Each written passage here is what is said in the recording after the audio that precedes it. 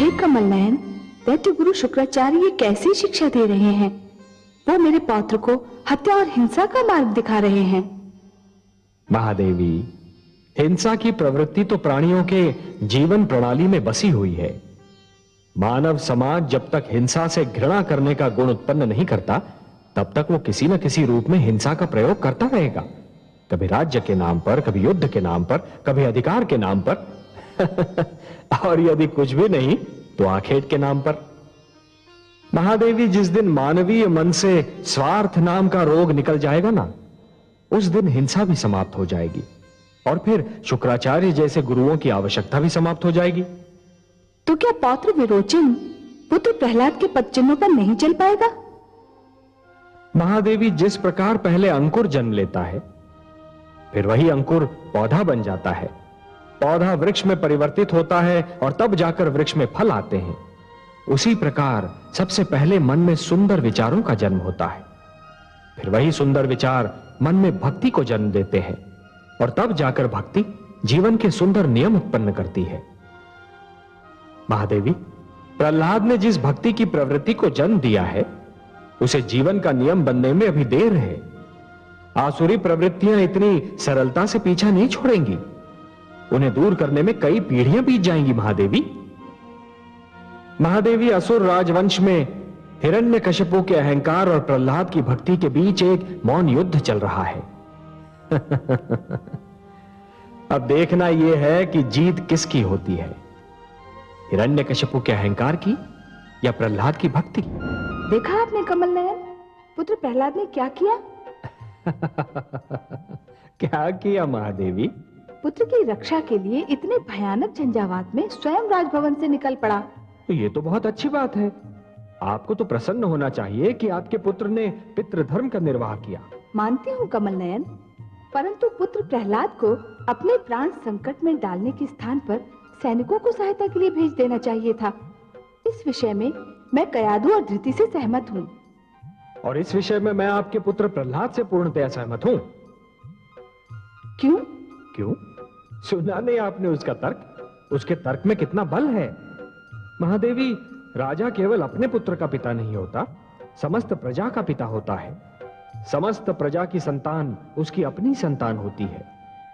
राजा ईश्वर का प्रतिनिधि होता है, इसलिए जिस प्रकार ईश्वर समस्त संसार की रक्षा करते हैं, उसी प्रकार राजा को भी अपनी प्रजा की रक्षा करनी चाहिए। सैनिक और सेना का बल तो प्रजा की रक्षा के लिए, राज्य की रक्षा के लिए और राष्ट्र की सुरक्षा के लिए होता है। महादेवी, उनका प्रयोग अपनी सुरक्षा और अपने परिवार की सुरक्षा के लिए करना सर्वथा अनुचित है।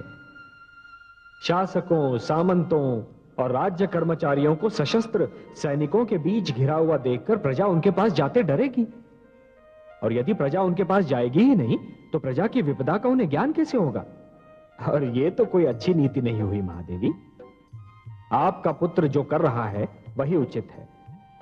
मुझे भी अब अपने पुत्र के तर्क के बल का आभास हो रहा है। वास्तव में राजा बनने के उपरांत भी उसकी विनम्रता में कोई कमी नहीं आई, पर उसे संकट में घिरता पाकर मेरी चिंताएं भी स्वाभाविक हैं। हाँ महादेवी, जानता हूं कि आप नारी हैं, एक माता हैं, और इसीलिए अपने पुत्रों के लिए चिंता करना स्वाभाविक है, परंतु यही तो आपकी महानता का प्रमाण भी है।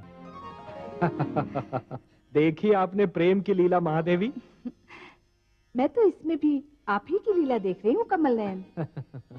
मैंने तो सृष्टि की नींव ही प्रेम पर रखी है महादेवी। जब ब्रह्मा ने मनु और शतरूपा को जन्म दिया था, तो मैंने उन दोनों के मन में चुपके से प्रेम की भावना को डाल दिया था। प्रेम जीवन की महान शक्ति है, महान प्रेरणा है। प्रेम मन में विनम्रता, विचारों को सहनशीलता और जीवन को दुख झेलने की क्षमता देता है। पर उस समय क्या होता है कमल नयन, जब एक ही दीपक पर दो पतंगे पागल हों और एक ही पुष्प के दो मतवाले हों? तब तो प्रेम कथा में रस और बढ़ जाता है महादेवी, और विवेक की कड़ी परीक्षा होती है। तभी तो अवसर मिलता है ये देखने का कि कौन स्वार्थी है और कौन त्याग कर सकता है, कौन प्रेम को शक्ति से जीतना चाहता है और कौन प्रेम को केवल प्रेम से जीतना चाहता है। न जाने विरोचन और सुधर्मा में से दीपावली का प्रेम कौन जीत पाता है? ये तो ब्रह्मा ही जाने। आप तो बस उनके प्रेम की सुंदर लीला को देखती रहिए। देखा कमल नयन, मेरा पुत्र अपने युवराज के लिए कितना व्याकुल है। महादेवी, यही तो पिता और पुत्र के संबंध का सौंदर्य है। पिता अपने पुत्र से कितना स्नेह करता है, इसका ज्ञान तो उसे तभी होता है जब वो अपने पुत्र के कष्टों को देखकर व्याकुल हो उठे। लेकिन मुझे तो इस बात पर आश्चर्य हो रहा है कि मेरा पुत्र तो आजीवन अपने पिता के प्यार के लिए तरसता रहा। वो आज अपने पुत्र पर मन का समस्त स्नेह उड़ेल रहा है। यदि दुष्ट हिरण्यकश्यपु ने इस प्रेम का थोड़ा भी अंश मेरे पुत्र को दिया होता तो मेरे पुत्र को इतने कष्ट न झेलने पड़ते। महादेवी, हिरण्यकश्यपु के अहंकार ने उसके मन की सारी सुंदर भावनाओं को नष्ट कर दिया था। अहंकार तो केवल घृणा को ही जन्म दे सकता है, परंतु आपका पुत्र तो मेरा भक्त है और भक्ति प्रेम करना सिखाती है, सबसे प्रेम करना। हे महादेवी, जिस प्रकार खेत केवल उसी धरती पर लहलहाते हैं जहां की मिट्टी गीली और नरम हो, उसी प्रकार प्रेम का जन्म केवल उसी मन में हो सकता है जहां भक्ति और श्रद्धा का निवास हो। पर आप ये मत समझिए महादेवी कि आपके पुत्र की परीक्षा समाप्त हो चुकी है। तो क्या मेरे पुत्र को अभी और परीक्षा देनी है? हाँ महादेवी, जिस प्रकार प्रकाश फैलाने के लिए दीपक को रात भर जलना पड़ता है, उसी प्रकार किसी व्यक्ति को महान बनने के लिए आजीवन परीक्षाएं तो देनी ही पड़ती हैं। पुत्र प्रेम पिता की निर्णय शक्ति की सबसे बड़ी परीक्षा होती है महादेवी, और पुत्र प्रेम में संयम रखना बहुत कठिन होता है। प्रहलाद को भी आज यह सिद्ध करना होगा कि जिस संयम का प्रदर्शन उसने आज तक किया, कहीं वो उसे पुत्र प्रेम में खो तो नहीं देता। रस्सी जल गई और बल नहीं गए। किस बात पर कटाक्ष कर रही है महादेवी? कटाक्ष नहीं कमल नयन, सत्य कह रही हूँ। न जाने कैसे भ्रष्ट विचार लेकर जन्मे हैं दैत्य गुरु शुक्राचार्य। मोर्चे पर मोर्चे हारते जाते हैं पर अपनी विचारधारा नहीं बदलते। अब क्या कह दिया उन्होंने? उचित परामर्श न देने और अपने शिष्य को उचित पाठ न पढ़ाने की जैसे सौगंध ही खा रखी है उन्होंने। पौत्र विरोचन को उन्होंने ये परामर्श दे दिया कि यदि ऋषि वत्स की पुत्री दीपावली ने उसका प्रस्ताव स्वीकार न किया तो वो अपने अधिकारों का प्रयोग करे। महादेवी, कभी कभी तो मुझे लगता है कि स्वयं दैत्य गुरु शुक्राचार्य को यह ज्ञात नहीं होता कि वो क्या कह रहे हैं, क्योंकि उनके भीतर ज्ञान और क्रोध के बीच एक निरंतर युद्ध चलता रहता है। जब ज्ञान का पलड़ा भारी होता है तो उनके मुख से कविताओं के पुष्प झरते हैं, परंतु जब क्रोध का पलड़ा भारी होता है तो उसी मुख से अंगारे उगलने लगते हैं। पर उनका परामर्श तो उनके शिष्य को, मेरे पौत्र को तो भ्रष्ट कर सकता है। महादेवी, यदि ऐसा हुआ तो उसका सारा दोष विरोचन का ही होगा। गुरु ने तो परामर्श दे दिया, परंतु उसे मानना या ना मानना ये तो शिष्य का कार्य है। आपको तो ज्ञात है कि प्रहलाद के गुरुजन षंड और अमर्क ने भी उसे परामर्श दिया था कि वो हिरण्यकश्यपु को ही ईश्वर माने। तब क्या हुआ? पर प्रहलाद की बात और थी। वो मेरा पुत्र है, आपका भक्त है। महादेवी, हर व्यक्ति को अपने जीवन की परीक्षा स्वयं ही देनी होती है। विरोचन को भी देनी होगी। यदि विरोचन के मस्तिष्क में शुक्राचार्य के विचार हैं तो उसकी रगों में भक्त प्रहलाद का रक्त भी तो है। यह निर्णय तो स्वयं विरोचन को ही करना होगा कि विचारों का प्रयोग कब करना चाहिए और कहां रक्त को अपना रंग दिखाना चाहिए। जानती हो कमल नयन, पर पौत्र विरोचन तो अभी युवा है और उसे जीवन का बहुत अनुभव भी नहीं है, और वो एक युवती से प्रेम करता है। ऐसे समय में तो उसे संयम और धैर्य का सुझाव देना चाहिए था। उन्होंने उसे शक्ति का प्रयोग करने का परामर्श क्यों दिया? महादेवी, दैत्य गुरु शुक्राचार्य की भाषा में शक्ति और बल का विशेष स्थान है, परंतु परीक्षा तो विरोचन की है। उसे तो यह ज्ञात है कि दैत्य गुरु शुक्राचार्य क्या हैं, कौन हैं, क्या करते रहे हैं, और यदि ये सब कुछ जानते हुए भी विरोचन ने उनके परामर्श को अपनी बुद्धि की कसौटी पर नहीं कसा तब तो फिर उसका परिणाम वही होगा महादेवी, जैसे उस व्यक्ति के साथ होता है जो ये जानता तो अवश्य है कि अग्नि की ज्वाला जला देती है, परंतु फिर भी उसे छूने का प्रयास करता है। प्रेम भी तो एक ज्वाला है, और इस समय सुधन्वा और विरोचन दोनों ही उसे छूने का प्रयास कर रहे हैं। वही हुआ ना कमल नयन, जिसका मुझे भय था। दैत्य गुरु शुक्राचार्य की दी हुई अनुचित शिक्षा अपना रंग दिखा रही है। पौत्र विरोचन ने अपने प्रेम को जीतने के लिए अपने बल और अधिकारों का प्रयोग किया। मुझे भी दुख हो रहा है महादेवी। पुत्र प्रहलाद ने जिस आसुरी प्रवृत्ति को बदलना चाहा था, उसका प्रभाव पूर्ण रूप से समाप्त नहीं हुआ है। वो अब भी रह रहकर उभरने का प्रयास कर रही है। दुख तो इसी बात का है कि दीपक तले अंधेरा छाया हुआ है। मेरा पुत्र प्रहलाद इतना विनम्र, इतना त्यागी, और विरोचन उतना ही अभिमानी।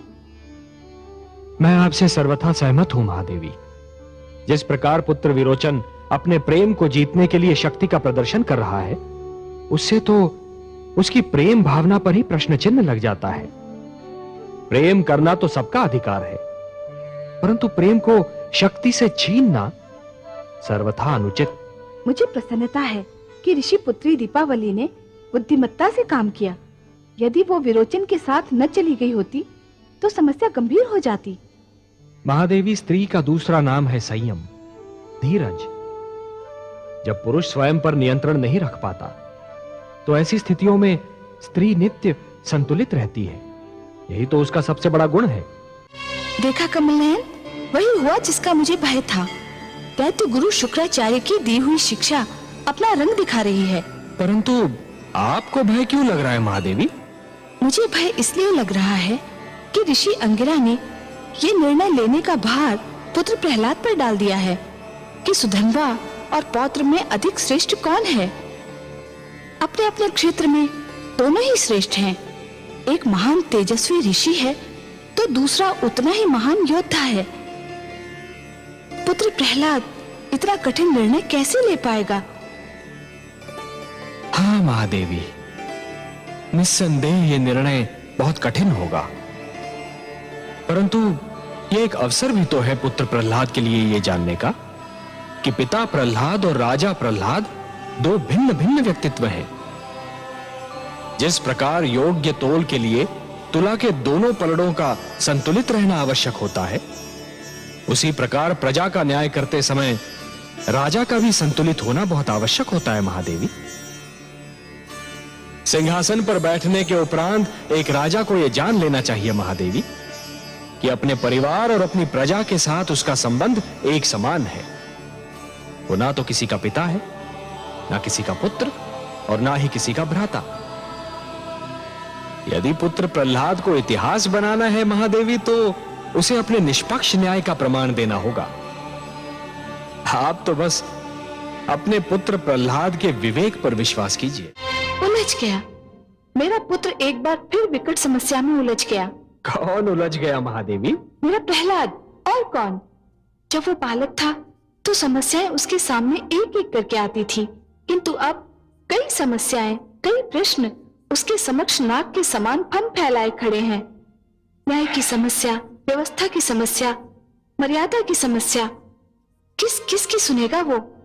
महादेवी, आपका पुत्र एक राजा है और इसीलिए वो ब्रह्मा जी की तरह चार मुखों वाला या मेरी तरह चार भुजाओं वाला नहीं है। उसे तो सब कुछ अकेले ही करना पड़ता है। मुझे तो लगता है कि आपका पुत्र प्रहलाद इस समस्या को भी सरलता से सुलझा लेगा। नहीं कमल नयन, लगता है उसके प्रति आपका स्नेह कुछ कम हो गया है। हे पद्मनाभ, आप वो नहीं देख रहे जो मैं देख रही हूँ। कन्या दीपावली, उसके पिता और तो और अंगिरा पुत्र सुधन्वा ने भी उसके समक्ष श्रेष्ठता का चुनाव करने की चुनौती रखती है, किंतु योग्यता का आधार क्या होगा?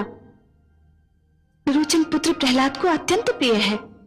राजमाता कयाधु का भी वो लाडला है। एक ओर स्नेह संबंधों की बेड़ियां, तो दूसरी ओर न्याय की मांग। महादेवी, यदि आप पुत्र प्रहलाद की कोई सहायता करना चाहती हैं तो मैं आपको नहीं रोकूंगा। यही तो समस्या है कमल नयन। श्रेष्ठता के चुनाव में एक ओर राजमहल का वैभव है तो दूसरी ओर आश्रम की पावनता। एक ओर बल है तो दूसरी ओर साधना। एक ओर समस्त सुविधाएं हैं तो दूसरी ओर अपार शांति। एक ओर अधिकार ही अधिकार है तो दूसरी ओर समर्पण ही समर्पण।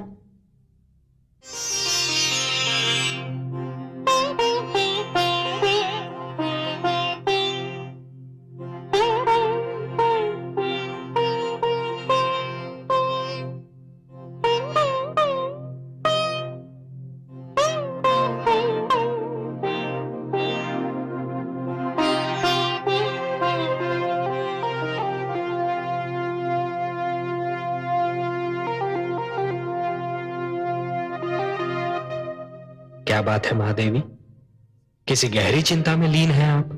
हाँ कमल नयन, मैं सोच रही थी कि न्यायाधीश का कार्य उस समय कितना कठिन हो जाता है जब उसके ही परिवार का कोई सदस्य आरोपी के रूप में उसके सामने हो।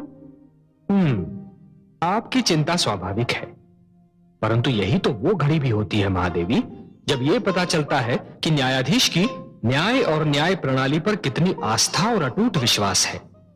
वो न्याय को जीवन और सभ्यता का एक अटूट अंग मानता है या फिर आए दिन होने वाली साधारण घटना? वो कुछ भी माने कमल नयन, किंतु जिस स्थिति में मेरा पुत्र प्रहलाद है उसमें कोई भी हो, उसका असमंजस में पड़ जाना स्वाभाविक है। इसीलिए मैं सोचता हूं कि किसी व्यक्ति के न्यायाधीश बनने के लिए उसके दो रूप होने चाहिए। दो रूप? ये क्या कह रहे हैं आप कमल नयन? दो रूप रखना तो किसी भी व्यक्ति का अवगुण है। वो व्यक्ति ही क्या जो भीतर से कुछ हो और बाहर से कुछ और दिखाई दे। आपकी बात सर्वथा सत्य है महादेवी, सर्वथा सत्य है, परंतु जीवन की कुछ स्थितियों में इस अवगुण को अपनाना भी अनिवार्य होता है और एक न्यायाधीश के लिए तो अत्यंत अनिवार्य। आप तो पहेलियां बुझाने लगे कमल नयन। कोई पहेली नहीं है महादेवी। न्यायाधीश के न्याय के आसन पर बैठने से पहले और न्यायासन पर बैठने के उपरांत दो रूप होने आवश्यक है। न्याय के आसन पर बैठने के पहले वो व्यक्ति किसी का पिता हो सकता है, किसी का पुत्र हो सकता है, किसी का पति हो सकता है या फिर किसी का भ्राता। परंतु जैसे ही वो न्यायाधीश के आसन पर विराजमान हो जाता है उसके सारे नाते टूट जाने चाहिए, उसे केवल न्यायाधीश रहना चाहिए। और यदि ऐसा ना हुआ महादेवी तो कभी धन के लोभ से या कभी नातों की महत्ता से उसके पांव डगमगाने लगेंगे। न्याय प्रणाली पर भ्रष्टाचार का अधिकार हो जाएगा। धन और नातेदारी तो मायाजाल है महादेवी, भ्रष्टाचार के मुख्य आधार हैं। इस स्थिति में मुझे अपने पुत्र से एक विचित्र प्रकार की सहानुभूति हो रही है। न जाने आगे क्या होने वाला है। महादेवी, जिस प्रकार जुगनू के अस्तित्व का आभास तभी होता है जब चहुओर अंधकार छाया रहता है, उसी प्रकार किसी भी व्यक्ति के चरित्र का प्रकाश तभी दिखाई देने लगता है जब वो परीक्षा की घड़ियों में घिरा रहता है। अब देखना यह है कि वो इस परीक्षा के लिए कितना तैयार है। कमल नयन, कहिए देवी। धन्य है आपका पुत्र प्रहलाद, धन्य है। आज सारे संसार के साथ साथ मुझे भी उस पर गर्व हो रहा है। और क्यों न हो। जब कोई संतान किसी बड़ी परीक्षा में पूर्ण अंकों से उत्तीर्ण होती है तो माता पिता की प्रसन्नता देखने योग्य होती है महादेवी। हाँ पद्मनाभ, आज प्रहलाद ने जो कर दिखाया उससे आने वाली पीढ़ियां प्रेरणा लेंगी। उसने ये सिद्ध कर दिया कि राजधर्म के समक्ष पितृधर्म, पुत्र धर्म और पति धर्म कुछ महत्व नहीं रखता। न्याय के आसन पर बैठकर राजा केवल न्यायाधीश ही होता है। हाँ महादेवी, आज यदि प्रहलाद ने अपने पुत्र विरोचन के पक्ष में निर्णय दे दिया होता तब भी कोई उस पर अविश्वास नहीं करता, सभी उसे स्वीकार कर लेते। परंतु हमारे पुत्र प्रहलाद ने आज लोगों के उस विश्वास की रक्षा की है जो राजा बनाते समय लोगों ने उस पर किया था। उसने लोगों के विश्वास को टूटने नहीं दिया महादेवी। इस उपलक्ष्य पर मैं उसे बधाई देना चाहती हूँ।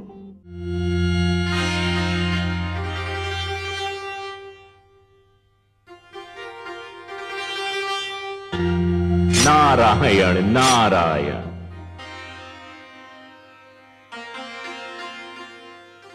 आज बड़ी प्रसन्न दिखाई दे रही हैं माते। हाँ देवर्षि, मेरा पुत्र प्रहलाद कितना महान है। ऐसे महान भक्त और महान त्यागी को सारा संसार कभी भी भुला न पाएगा। जो उसने आज किया वो सदा के लिए एक उदाहरण बनकर रह जाएगा। आपका संकेत किस महानता की ओर है माते? देवर्षि, सत्ता और सिंहासन कौन छोड़ता है? पुत्र हर पल ये आस लगाए रखता है कि उसके पिता का अंत हो जाए और सत्ता उसके हाथ आ जाए, और पिता हर पल पुत्र की ओर संदेह से देखता है कि कहीं उसका पुत्र उससे उसकी सत्ता छीन न ले।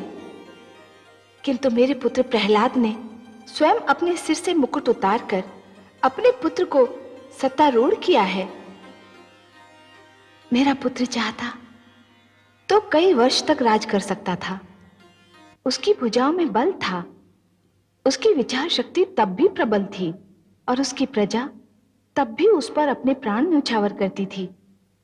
फिर भी उसे राज्य का मोह नहीं था। ये भक्ति का प्रभाव था, विवेक का प्रमाण था माते।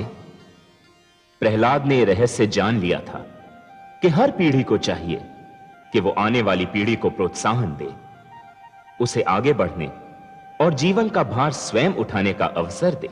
मेरे पुत्र का जीवन तो तप और त्याग का एक जीता जागता उदाहरण है। असत्य पर सत्य की विजय की कथा तो उसी से आरंभ होती है और उसी पर उसका अंत होता है। कहीं तो मैं आपसे सहमत नहीं हूं माते। क्यों देवर्षि, आप मुझसे सहमत क्यों नहीं? मैंने कोई अनुचित बात तो नहीं कही। अनुचित बात तो नहीं कही आपने माते, किंतु भावुकता से परिपूर्ण बात अवश्य कह दी। मैं समझी नहीं देवर्षि। इसे भले ही कोई विडंबना कहे, किंतु ब्रह्मांड में सत्य और असत्य, धर्म और अधर्म, इनका जन्म तो एक साथ ही हुआ है, और इनका अंत भी तभी होगा माते जब पूरे ब्रह्मांड का अंत हो जाएगा। और जब तक ब्रह्मांड का अंत नहीं होता तब तक सत्य और असत्य, धर्म और अधर्म, इनका संघर्ष तो चलता ही रहेगा माते। यदि ऐसा न हो तो महानता और हीनता की परीक्षा कैसे हो? माते, सत्य तो यह है कि यदि असत्य न हो तो सत्य की महानता का ज्ञान कैसे हो? अधर्म न हो तो धर्म की पवित्रता का पता कैसे चले? ये युद्ध तो सदा से चलता रहा है माते, और चलता ही रहेगा। तो क्या असत्य कभी सत्य से नहीं हारेगा? हारेगा माते, अवश्य हारेगा। जब भी असत्य और सत्य के बीच युद्ध होगा, असत्य ही हारेगा, किंतु वह अपनी हार कभी मानेगा नहीं। अवसर पाते ही वह अपना सिर फिर उठाएगा और सत्य पर आघात करने की चेष्टा करेगा। माते, सूर्य के तेज से भयभीत होकर अंधेरा भाग जाता है, किंतु जैसे ही दिन भर की यात्रा करने के उपरांत सूर्य थककर चूर हो जाता है, अंधेरा पुनः अपना सिर उठाने लगता है। इसी प्रकार माते, असत्य भी सत्य के समक्ष खड़ा नहीं हो सकता, किंतु समय के साथ साथ जब सत्य शिथिल पड़ जाता है, असत्य फिर अपना रंग दिखाने लगता है। तो इसका अर्थ यह हुआ कि प्रहलाद ने जिन आसुरी शक्तियों का दमन किया था, वो एक बार फिर सिर उठाने के लिए व्याकुल हैं और केवल अवसर खोज रही हैं। आपका अनुमान सर्वथा सत्य है माते। देवर्षि, क्या असुर लोक में फिर कोई नया उत्पात जन्म लेने वाला है? क्या इतिहास स्वयं को दोहराने वाला है? माते, यदि प्रहलाद की संतान और उसकी संतान की संतान ने इतिहास से सीख नहीं ली, तो उसे इतिहास दोहराने का दंड तो अवश्य ही मिलेगा। मेरा मन तो कांप रहा है, न जाने क्या होने वाला है आगे। माते, ये मैं खुलकर इसलिए नहीं बता सकता क्योंकि ये मेरे पिताश्री ब्रह्मा का क्षेत्र है। भाग्य विधाता तो वही हैं। उन्होंने प्रहलाद की संतान के भाग्य में क्या लिख दिया है, यह तो वही बता सकते हैं। मेरा कार्य तो सृष्टि की रक्षा के लिए अपने नारायण का संदेश घर घर में पहुंचाना है। माते, ये न भूलिए कि दैत्य गुरु शुक्राचार्य अब भी उन्हीं के बीच हैं। उनके अपमान के घाव ऊपर से दब तो गए हैं, किंतु अंदर से भरे नहीं हैं। माते, जब भी अहंकार की पुरवाई चलती है, उनके घावों में टीस फिर से उठने लगती है।